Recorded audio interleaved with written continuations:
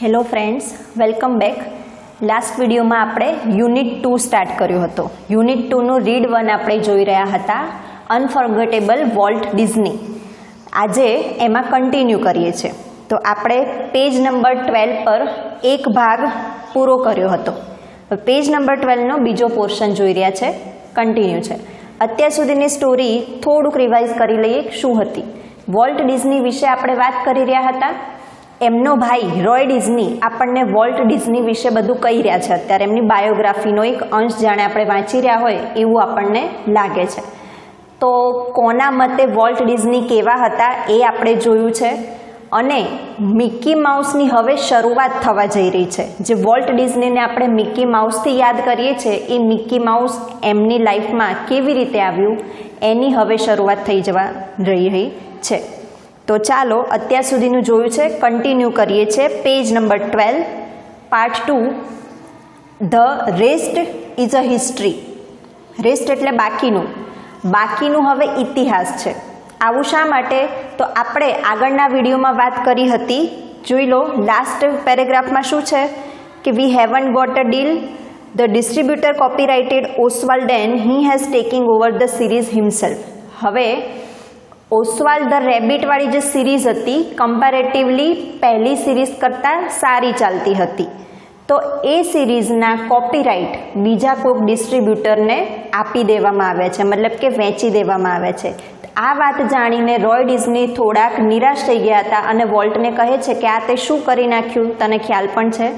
ત્યારે Walt Disney કહે છે કે હવે આપણે એક નવી સિરીઝ શરૂ કરવા જઈ રહ્યા છે અને જે આપણી પોતાની હશે. મતલબ હજુ એમણે સ્ટાર્ટ નથી કરી, હજુ જસ્ટ એમના માઇન્ડમાં જ છે કે એક માઉસ વિશે આપણે સિરીઝ શરૂ કરવાની છે, પણ એવી સિરીઝ કે જે ગમે તે ભોગે કોઈને પણ વેચવામાં આવશે નહીં, એટલે એમની પોતાની કહેવાશે. અને એમણે પાછું શું કર્યું છે કે we are going to start a new series, he enthused. It's about a mouse and this time we will own the mouse. કહે છે કે આ વખતે માઉસ વિશેની આ સ્ટોરી હશે અને આપણું પોતાનું માઉસ હશે. કહેવાનો મતલબ એ છે કે થોડો કોન્ફિડન્ટ પૂર્વક એ કહી રહ્યા છે કે હવેની જે સિરીઝ છે માઉસ વિશે છે અને ગમે તે ભોગે એને આપણે વેચવાની નથી.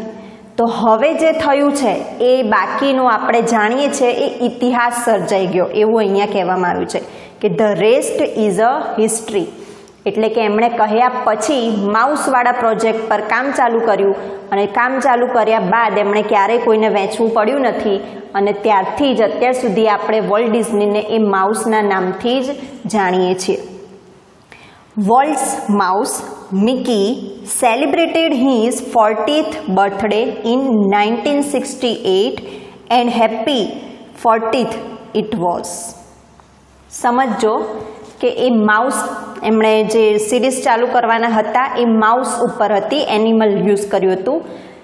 એ શરૂ કર્યાના 40 વર્ષ પણ પૂર્ણ રીતે સક્સેસફુલી એ લોકોએ સેલિબ્રેશન કર્યું છે. તો લખ્યું છે વોલ્ટ્સ માઉસ, વોલ્ટનું માઉસ જેનું નામ હતું Mickey, celebrated his 40th birthday. એ મિકીએ તેની 40મી વર્ષગાંઠ સેલિબ્રેટ કરી. ક્યારે? 1968માં, 1968માં આ મિકી માઉસને 40 વર્ષ પૂરા થયા હતા. And happy 40th it was, અને એ હેપી 40મી બર્થડે હતી. મતલબ કે ખુશીપૂર્વક. કહેવાનો મતલબ શું છે કે એમનો જે આ માઉસવાળો પ્રોજેક્ટ હતો એ ખૂબ જ સફળ રહ્યો હતો અને સફળતાના 40 વર્ષ એમણે ઉજવ્યા. A quarter of a billion people saw a Disney movie in 1968. 100 million watched a Disney TV show. Nearly a billion read a Disney book or magazine, and almost 10 million visited Disneyland. And Mickey, as Walt used to say, started it all. મતલબ કે 1968 સુધીની સફળતાની વાત કરીએ છીએ. ધ્યાન રાખજો ખાસ કે એમણે જ્યારે મિકી માઉસ વિશે વિચાર્યું હતું એના 40 વર્ષ બાદ. તો એ 40 વર્ષમાં શું શું થયું છે એ જુઓ. તો a quarter of a billion, 1 બિલિયનના ચોથા ભાગ જેટલા લોકોએ ડિઝની મૂવી જોઈ લીધી. ક્યાં સુધીની વાત છે? 1968 સુધીમાં લોકો વોલ્ટને કેવી રીતે જાણતા થયા હતા એ કહ્યું છે કે 1968 સુધીમાં, મતલબ કે મિકી માઉસના 40 વર્ષ થયા એ સમયગાળા દરમિયાન લગભગ ઘણા લાખો લોકોએ ડિઝની મૂવી જોઈ ચૂક્યા હતા. 100 million watched a Disney TV show. Disney TV show આવતો હતો એ પણ કરોડો લોકો જોઈ ચૂક્યા હતા. Nearly a billion read a Disney book or magazine and almost crore જેવા લોકોએ તો ડિઝની બુક વાંચી લીધી હતી અથવા તો ડિઝની મેગેઝિન આવતું હતું એ પણ વાંચી ચૂક્યા હતા. અને ઓલમોસ્ટ 10 મિલિયન લોકો વિઝિટેડ ડિઝનીલેન્ડ. આપણે જે ડિઝનીલેન્ડની વાત કરીએ છીએ તો ત્યારે બની ચૂક્યું હતું અને સફળ પણ રહ્યું હતું. મતલબ કે વોલ્ટ ડિઝનીના જે મુખ્ય કહેવાતા પ્રોજેક્ટ હતા એ બધા ખૂબ જ સફળતાપૂર્વક એમના શિખરે પહોંચી ચૂક્યા હતા અને આખી દુનિયાએ એને સારી રીતે નિહાળ્યું પણ હતું. આંકડો હંમેશા લાખો અને કરોડોમાં રહ્યો છે, તો એનાથી જ આપણને ખ્યાલ આવે છે કે આ કેટલું વિશ્વવિખ્યાત અને સફળ રહ્યું હતું. And Mickey, as Walt used to say, started it all. Used to એટલે ટેવાયેલા હતા, મતલબ કે વોલ્ટ મિક્કીને હંમેશા શું કહેતા હતા કે સ્ટાર્ટેડ ઇટ ઓલ, મતલબ કે મિક્કીએ જ આ બધું શરૂ કર્યું છે. હવે મિક્કી એટલે માઉસનું નામ એમણે આપ્યું હતું. આપણે જે કેરેક્ટરથી જાણીએ છીએ કાર્ટૂનવાળું મિક્કી માઉસ, તો એ કોઈ જીવંત ઉંદરની વાત નથી થતી, પણ એમના માઇન્ડમાં એક કાર્ટૂનવાળું કેરેક્ટર આવ્યું ને એ કાર્ટૂન કેરેક્ટરથી જ આખો જાણે ઇતિહાસ સર્જાઈ ગયો. એટલે વોલ્ટ હંમેશા કહે છે કે જે કંઈ બી આ બધી પ્રસિદ્ધિ મળી છે એ મિક્કીના લીધે મળી છે. મિક્કીએ જ આ બધું શરૂ કર્યું છે. Mickey was only the first successful product of Walt's matchless imagination and ability to make his dreams become reality. Mickey એ એકમાત્ર ઓનલી ધ ફર્સ્ટ અને એકમાત્ર અને સૌથી પહેલું એવું સક્સેસફુલ પ્રોડક્ટ ઉત્પાદન હતું વોલ્ટ્સ મેચલેસ ઇમેજિનેશન. વોલ્ટનું મેચલેસ મતલબ ક્યાંય મેચિંગ ના જોવા મળે, અજોડ જેને આપણે કહીએ, યુનિક કહીએ. તો વોલ્ટની જે ઇમેજિનેશન હતી એમાંનું એક હતું મિકી.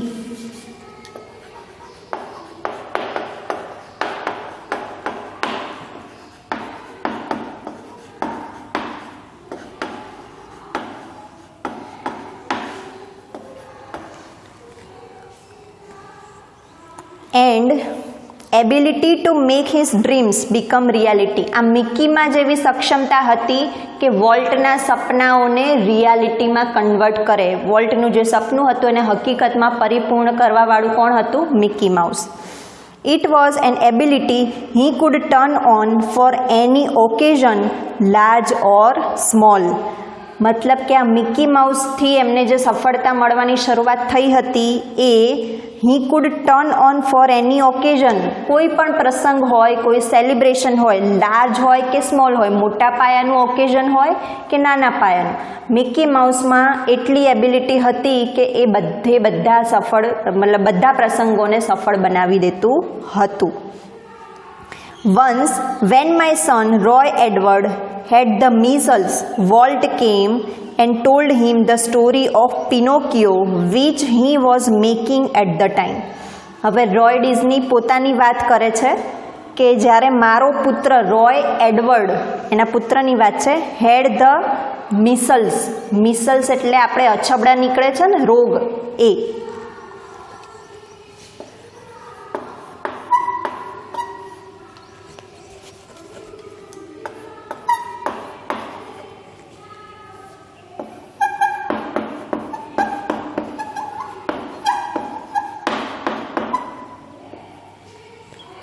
રોય ડિઝની કહે છે કે મારા દીકરા રોય એડવર્ડને એક વખત અછબડા નીકળ્યા હતા, ઉરી નીકળ્યા હતા, ત્યારે વોલ્ટ એમના ઘરે આવ્યા હતા. Walt came and told him the story of Pinocchio. Pinocchio એ બીજો એક કાર્ટૂન કેરેક્ટર છે. હવે મિકી માઉસ બન્યા પછી એમણે નવા કાર્ટૂન સિરીઝ બનાવતા જ રહ્યા હતા, એ આપણને ખ્યાલ છે. એટલે વોલ્ટ ડિઝનીના નામે ઘણા બધા કાર્ટૂનોનો શ્રેય જાય છે. તો એ વખતે એમના માઇન્ડમાં પિનોકિયોનો પ્રોજેક્ટ ચાલુ હતો જે હજુ બહાર પડ્યો ન હતો, જસ્ટ એમના ઇમેજિનેશનમાં હતું. Which he was making at the time. એટલે એ વખતે પિનોકિયો વિશે કામકાજ કરી રહ્યા હતા. તો મારા દીકરાને જ્યારે ઓરી નીકળ્યા હતા ત્યારે એ મારા ઘરે આવ્યા અને દીકરાને પિનોકિયો વિશેની સ્ટોરી કહેતા હતા. When Walt told a story it was a virtuoso performance. જ્યારે વોલ્ટ સ્ટોરી કહી રહ્યા હતા ત્યારે વર્ચ્યુઓસો પરફોર્મન્સ એટલે કે સ્ટોરીની સાથે સાથે પરફોર્મ પણ કરતા હતા. આપણે નાના છોકરાઓને જે રીતે અભિનય દ્વારા વાર્તા કહીએ છીએ કાં તો ગીત કહીએ છીએ એ મુજબ કે એમના માઇન્ડમાં જે પિનોકિયોની સ્ટોરી હતી એ કહેતા કહેતા એમને થોડો ઘણો અભિનય કર્યો હતો અને જાણે એક જીનિયસ વ્યક્તિ આ કહી રહ્યા હોય એવી રીતે એ કહી રહ્યા હતા. અને આ બધું ઓબ્ઝર્વેશન કોનું હતું? રોય ડિઝનીનું હતું. એટલે કોઈ જ ના કરી શકે એવી રીતે સરસ મજાની અભિનય દ્વારા સ્ટોરી કહી રહ્યા હતા.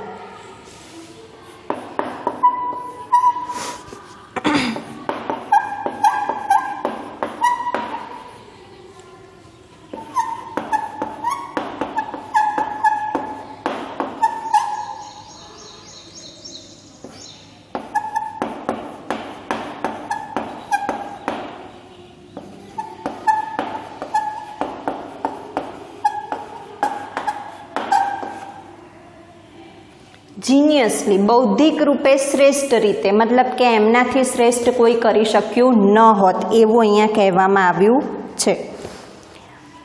It was a virtuoso performance, મતલબ કે એમના જેવું પરફોર્મન્સ કોઈ આપી શક્યું ન હોત.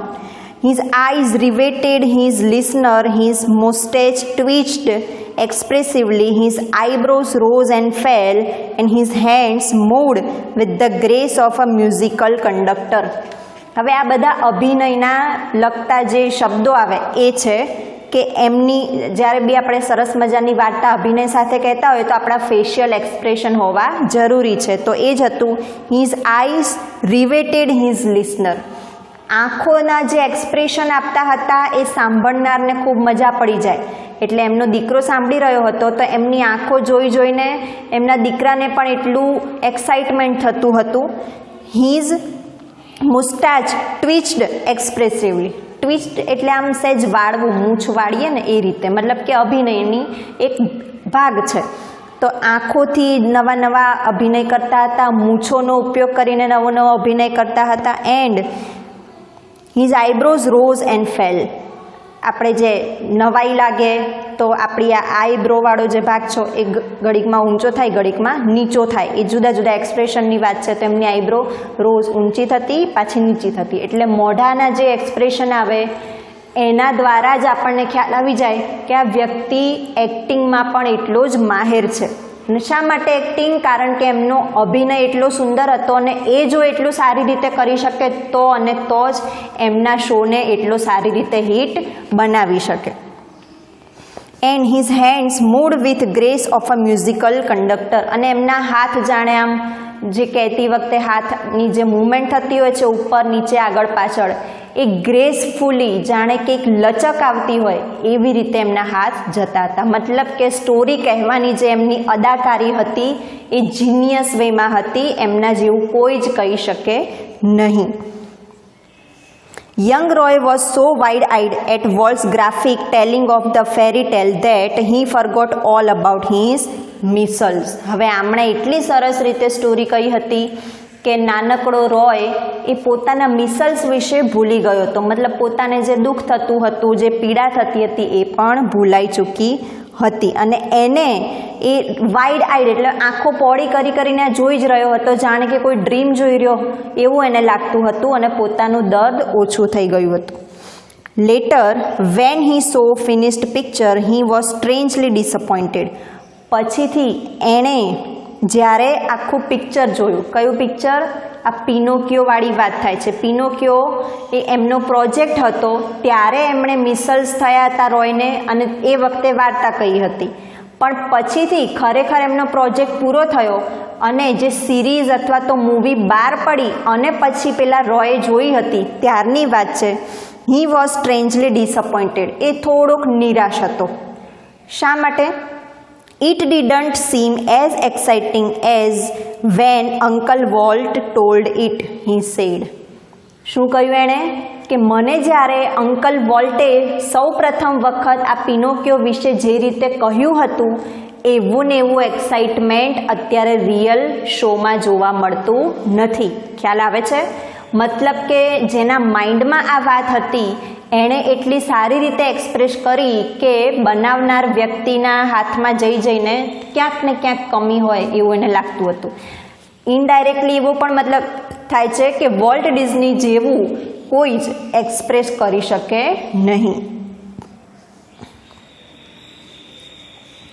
Like many people who work to create humor, Walt took it very seriously. બીજા લોકોની જેમ જ who work to create humor, humour એટલે અહીંયા આપણને જે કોમેડી લાગે છે એને હ્યુમર કહેવાશે, કોમિક ઇન્ટરેસ્ટ.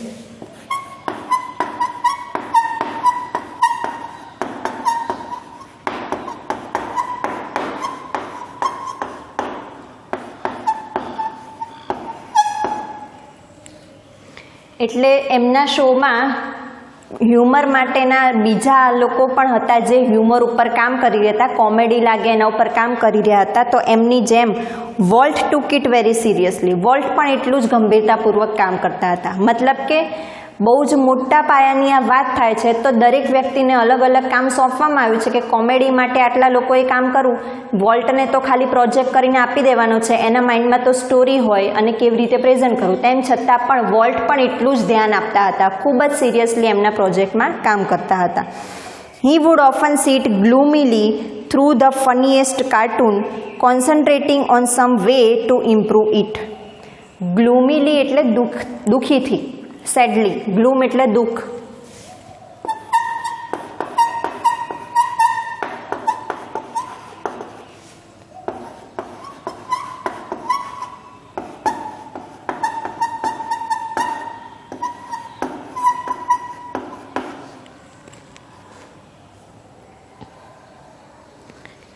એ ઘણી વખત દુઃખમાં બેસી રહેતા થ્રુ ધ ફનીએસ્ટ કાર્ટૂન. કાર્ટૂનમાંથી આપણને મજા જ આવતી હોય છે પણ એમને ઘણી વખત વિચારોમાં એવા ખોવાઈ જતા કે આ ફન પેદા કરતા જે કાર્ટૂન સિરીઝ હતા એ જોતાં જોતાં ક્યારેક દુઃખમાં પણ સરી પડતા. કેમ? Concentrating on some way to improve it. અને એમાં શું ઇમ્પ્રૂવ લાવી શકાય, ઇમ્પ્રુવમેન્ટ લાવી શકાય એના માટે એ વિચારો કરતા અને એમાં જાણે દુઃખમાં સરી પડ્યા હોય. દુઃખમાં સરી પડવું મતલબ એવું કોઈ દુઃખ નહીં પણ એકદમ ગંભીર રીતે વિચાર કરવો. મતલબ કે ઇમેજિન કરો કે આપણી સામે અત્યારે મિકી માઉસનું કાર્ટૂન ચાલી રહ્યું છે ટીવીમાં, તો એ જોતાં જોતાં આપણે તો હંમેશા ખુશ જ હોઈએ છીએ કારણ કે આપણને કોમેડી ઉત્પન્ન કરી આપે છે. હવે વોલ્ટનો નજરિયો શું હતો કે એને પોતાના મનોરંજન માટે જોવાનું હતું ન હતું. એ તો એને જોતા, ઓબ્ઝર્વ કરતા અને એમાં શું શું કમીઓ છે એ જોતા અને એને કેવી રીતે સુધારી શકાય એના ઉપર જ એનું મહત્ત્વ રહેતું હતું. એટલા માટે કહેવામાં આવ્યું છે કે ઘણી વખત એ કાર્ટૂન જોતા અને ગ્લુમીલી જાણે ગંભીર બની ગયા છે એમ વિચારતા અને હંમેશા એ જ વિચાર કરતા કે હું આને કેવી રીતે ઇમ્પ્રૂવ કરી શકું. Walt valued the opinions of those working with him, but the final judgment was always unquestionably his. ઘણી વખત સુધારા વધારા કરવા માટે એમની સાથે જે કામ કરતા સહકર્મચારીઓ હતા એ બધાને એ ઓપિનિયન પૂછતા હતા. ઓપિનિયન એટલે મત, કે તમારો મત શું છે આને ઇમ્પ્રૂવ કરવા માટે. પણ ફાઇનલી જજમેન્ટ, ફાઇનલ ડિસિઝન તો એમનું પોતાનું જ રહેતું હતું. અનક્વેશ્ચનેબલી મતલબ કે એમાં કોઈ પ્રશ્ન રહેતો નથી. બધા ગમે તેટલા કમેન્ટ આપતા સુધારા કરવા માટે પણ એમાં કોઈ પ્રશ્ન નથી કે ફાઇનલ ડિસિઝન તો વોલ્ટ પોતે જ લેતા હતા. Once after viewing a new cartoon with evident displeasure, Walt called for a comments from a group of our people. હવે એમનો કિસ્સો યાદ આવતો હોય એવી રીતે જાણે કહી રહ્યા છે કે એક વખત after viewing a new cartoon, નવું કાર્ટૂન જોયા બાદ, હવે કેવું નવું કાર્ટૂન હતું? With evident ડિસપ્લેઝર. એવિડન્ટ એટલે ઇમ્પોર્ટન્ટલી આપણે કહી શકીએ કે મહત્ત્વનું હતું. શું હતું? ડિસપ્લેઝર. એમાં કોઈ ખુશી મળી ન હતી. મતલબ કે એવું ઘણું બધું એમાં હતું કે આપણે એને મહત્ત્વ આપીને કહી શકીએ કે આમાં કંઈ જ ફન આવે એવું છે નહીં, મતલબ કે એમાં સુધારા વધારા કરવાની જરૂરિયાત વધુ હતી. એવું કાર્ટૂન એમણે જોયું, બધાએ જોયું. પછી Walt called for comments from a group of our people. પછી અમારા લોકોનું જે ગ્રુપ હતું એ બધાને કહ્યું કે તમારી કમેન્ટ આપો. કમેન્ટનો મતલબ શું થાય છે? પોઝિટિવ નેગેટિવ કંઈક ટિપ્પણી કરો કે આ કાર્ટૂનમાં તમને શું સારું લાગ્યું અને આ કાર્ટૂનમાં શું નથી સારું લાગ્યું, આમાં શું સુધારા કરવા જરૂરી છે કે શું સારું હોય, બેટર તમને જે લાગતું હોય એ કહો. ડિસ્કશન એક ટાઈપનું. તો આવું અમારા ગ્રુપમાં કહ્યું. પછી one after another they spoke up, all echoing Walt's criticism. હવે એક પછી એક બધાએ કહ્યું, all echoing Walt's criticism. Eco એટલે પડઘો પાડવો.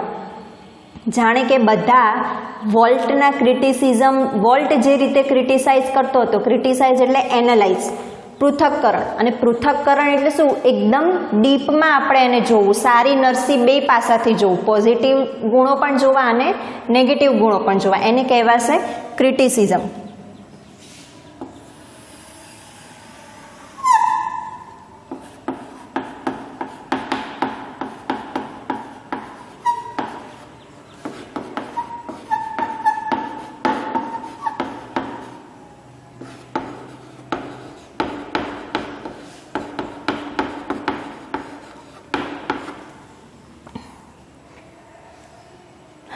I can get rubber stamps that say yes Walt, he snapped.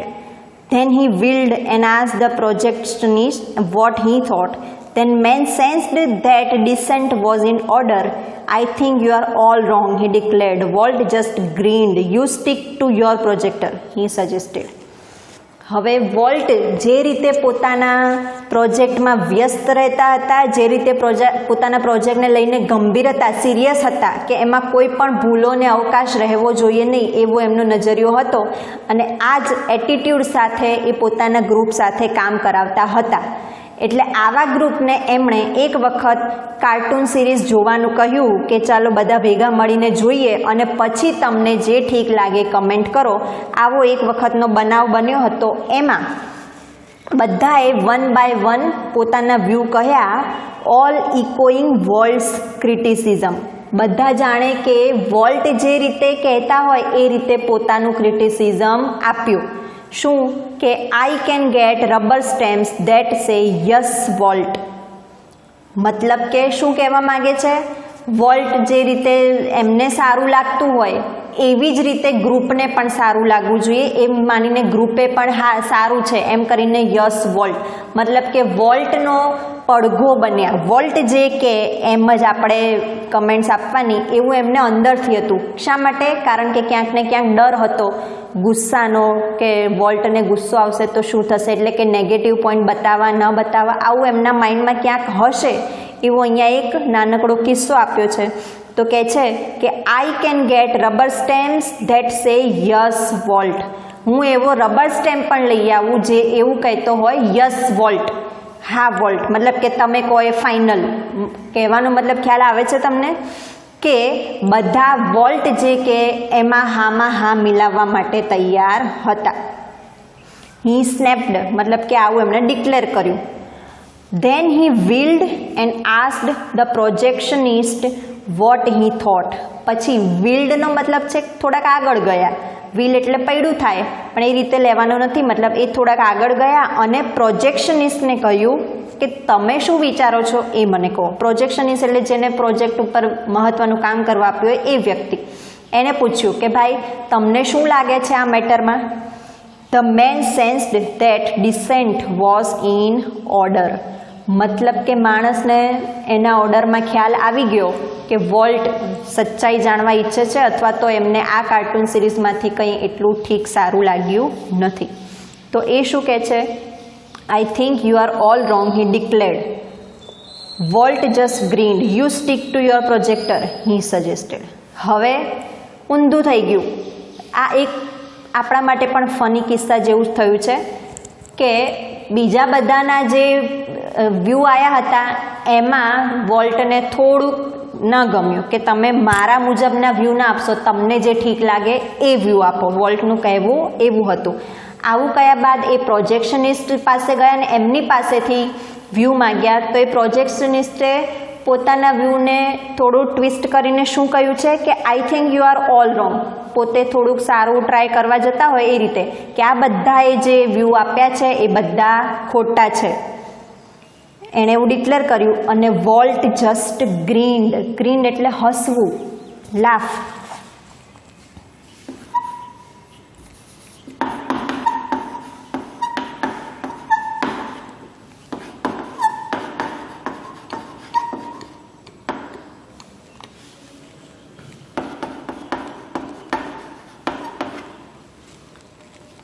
અને શું કહ્યું? You stick to your projector. તું માત્ર તારા પ્રોજેક્ટરને વળગી રહે. હી સજેસ્ટેડ. એમણે સજેસ્ટ કર્યું. મતલબ એ જસ્ટ પોતાના ગ્રુપના વ્યૂ જાણવા માગતા હતા વોલ્ટ, કે તમને બધાને શું લાગે છે. અને બધા શું કહેતા હતા? વોલ્ટના કદાચ વોલ્ટને સારું લાગે, ન સારું લાગે, એટલે મર્યાદામાં રહીને કમેન્ટ કરતા હતા જે વસ્તુ વોલ્ટને પસંદ ન હતી. અને એના એક્ઝામ્પલ રૂપે એમણે પ્રોજેક્શનિસ્ટને કહ્યું કે તને શું લાગે છે. ત્યારે પ્રોજેક્શનિસ્ટે થોડું ઓપોઝમાં જઈને કહ્યું કે આ બધા ખોટું કહી રહ્યા છે, આવા વ્યૂ નથી. ત્યારે પછી વોલ્ટે હસ્યા અને કહ્યું કે ભાઈ તું તારું જ કામ કર, તું ફક્ત પ્રોજેક્ટર સંભાળ.